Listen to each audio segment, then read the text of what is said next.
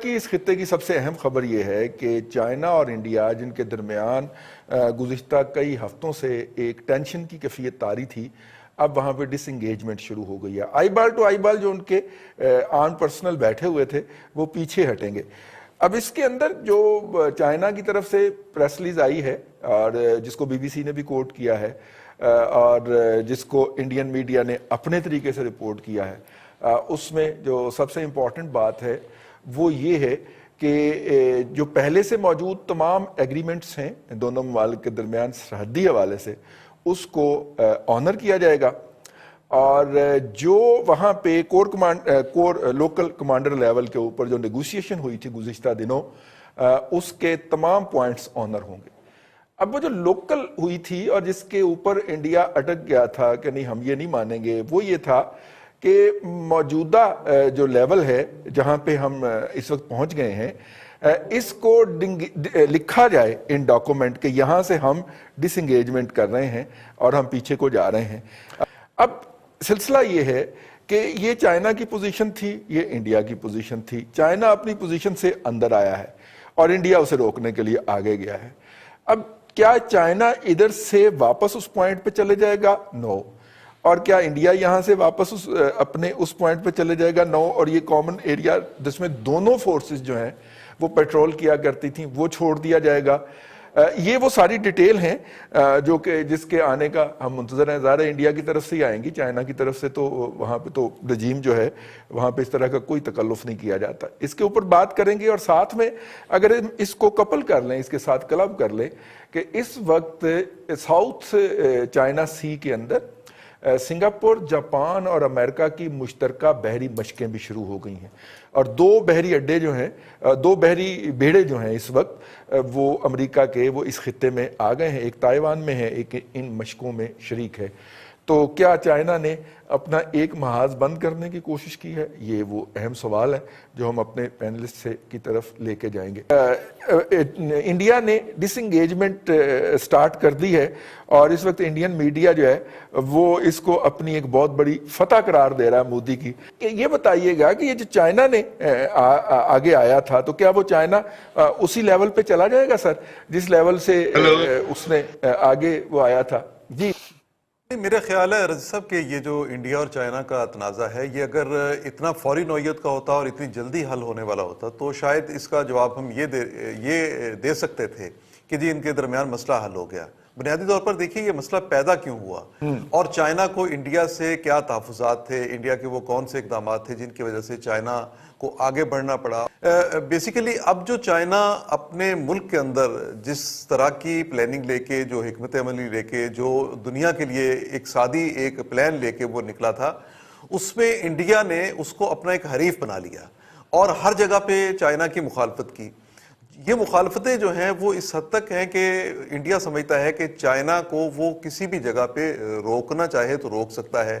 اس نے ان متنازع علاقوں میں وہ کچھ کنسٹرکشنز جو ہیں وہ ایسی کی جس کو چائنا اپنے لیے ایک خطرہ سمجھ رہا تھا، اور وہ ظاہر ہے کہ اس کے لیے تبت اور پاکستان کے لیے آنے والے راستے جو ہیں ان کا دفاع کرنا بھی اس کا مقصد تھا۔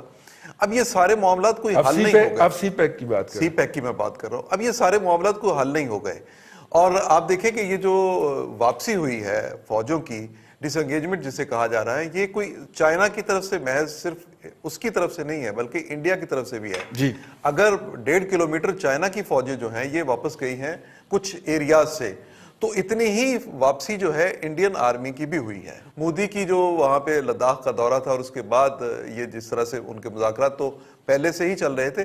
دوسری بات یہ ہے کہ یہ جو امریکہ کا اور جاپان کا اور سنگاپور کا اور یہ جو کنٹریز ساؤتھ چائنا سی میں ہیں، یہ امریکہ نے بیسیکلی دیکھیے ٹرمپ نے یہ شروع کہاں سے کیا، انہوں نے یہ جو اپنا کرونا وائرس والا ایشو تھا اس پہ آ کے تو چائنا کے خلاف ایکشن لینے کی انہوں نے اعلان کر دیا۔ یہ انڈیا کو ایک ایسی سپورٹ تھی جو انڈیا اپنے لیے خواب کی طرح دیکھ رہا تھا۔ اب انڈیا کو اگر وہ سپورٹ ملی ہے تو چائنا میرے خیال کے مطابق ایک بہتر حکمت عملی کے تحت انڈیا کو یہ موقع فراہم نہیں کرے گا۔ اور دوسری بات یہ ہے کہ چائنا کے اپنے جو مفادات ہیں اس میں چائنا کے ساتھ، انڈیا کے ساتھ جو ان کی ٹریڈ ہے، یہ انہوں نے ضائع نہیں ہونے دینی. جو انہوں نے سرمایہ کاری کی ہے اس کو ضائع نہیں ہونے دینا. چائنا نے دیکھیے انڈیا کے ساتھ اپنی ٹریڈ کو, جو ان کا ٹارگٹ تھا 200 ارب ڈالر تک تھا, 200 بلین ڈالر, وہ وہاں تک انہوں نے اس کو لے کے جانا تھا, دو طرفہ, اور وہ لے کے جائیں گے. اور اس معاملے کو وہ بالکل الگ رکھ کے ساتھ ساتھ کامیابی کے ساتھ آگے بھی اس میں چل رہے ہیں. اور انڈیا میں اس پہ چائنا کا بائیکاٹ کرنے کی باتیں ہو رہی تھیں. یہ سارا کچھ میرے اپنے خیال کے مطابق ایسا ہے کہ جس میں ابھی ہم یہ قطعی طور پہ نہیں کہہ سکتے کہ ایک تو یہ کوئی تنازع ختم ہو گیا, دوسری بات یہ ہے کہ جو ڈس انگیجمنٹ ہے یہ تمام ان متنازع علاقوں سے ہے جہاں پہ انڈیا اور چائنا کا معاملہ تھا, بلکہ یہ میرے اپنے خیال کے مطابق چند ایک علاقوں میں ہوئی ہے. اور اس میں بھی ان کو فوری طور پہ ہم اس کو مکمل ہوتے نہیں دیکھیں گے, بلکہ ابھی شاید ہو سکتا ہے کہ یہ چند مہینے یا چند ہفتے کم از کم ضرور اس میں لگ جائیں. ہم نے جو 59 ان کی آن لائن ایپس تھیں ان کا بائیکاٹ کیا, اور چائنا کو جو ہے وہ بائیکاٹ کی دھمکی دی, ٹریڈ بائیکاٹ کی, اور کہا کہ جناب آئندہ کسی پروجیکٹ کے اندر چائنا کو شریک نہیں کریں گے. اس کے نتیجے کے اندر چائنا انڈر پریشر آ کے تو ڈس انگیجمنٹ ہوا. یہ ایل او سی وغیرہ گرم تو نہیں ہونے جا رہی بھٹی صاحب؟ میرا مطلب ہے آپ ادھر سے ڈس انگیجمنٹ کر کے اپنا غصہ جو ہے وہ انڈین ہم پہ اتارنے آ جائیں. اگر رضوان صاحب آپ اپنے پروگراموں کے نکالیں کلپ جب ان کی یہ کیجویلٹیز ہوئی ہیں, تصادم ہوا ہے چائنا اور انڈیا کا, اس سے پہلے میں تواتر کے ساتھ ایک بات کہہ رہا تھا, جی بالکل, اگر آپ کو یاد ہو کہ یہ معاملہ بہت آگے تک نہیں جائے گا. ڈس انگیجمنٹ ہوئی ہے, کچھ چین جو ہے فنگر 5 سے 4 تک آیا ہے, اور کلیم اگرچہ انڈیا کا اس سے آگے ہے, لیکن آپ وہ کلیم کو نہیں دہرائیں گے. انہوں نے وہ اپنا جو پولیٹیکل آپ کہہ لیں نقصان ہوا ہے, پولیٹیکلی جو لاس ہوا ہے, اس کو اسی سے جو ہے وہ فل کرنا ہے, اس نقصان کو پورا کرنا ہے کہ دیکھیں جی وہ دیکھا پیچھے ہٹ گئے. تو بس انٹرنل کنزمپشن کے لیے یہ مودی کا مسئلہ تو حل ہو گیا. اب رہ گئی بات کہ جی بارڈر کے اوپر دوبارہ کوئی ایسا ایشو نہ ہو, تو لگتا نہیں ہے کہ اس ساری جو صورتحال اب تک بلڈ اپ ہوئی اس کے بعد کوئی مزید گنجائش رہ گئی ہے. اب رہ گیا ہمارا معاملہ. دیکھیں ہمارے ساتھ اس کا ایک جینون کنفلکٹ ہے کشمیر کے اوپر, اور اس کو یہ کھٹکتا ہے جوں کشمیر کے اندر جو جدوجہد تیز ہوگی, اس کا جو سارا پریشر ہے ہمارے اوپر آئے گا. ایل او سی کے اوپر تو مسلسل جو ہے وہ ٹھک ٹھک جاری ہے, اور یہ سویلین آبادیوں کو نشانہ بنا رہے ہیں مسلسل. پاکستان کی اس کے اوپر کیا پالیسی ہونی چاہیے, اوفینسو ہونی چاہیے, ڈیفینسو ہونی چاہیے, یہ وہ ڈیبیٹ ہے جس کے اوپر ہمیں بات کرنی چاہیے. دیکھیں پاکستان کے ساتھ انگیجمنٹ جو ہے وہ انڈیا کو سوٹ کرتی ہے, چائنا کے ساتھ انگیجمنٹ جو ہے وہ اس کو سوٹ نہیں کر رہی تھی.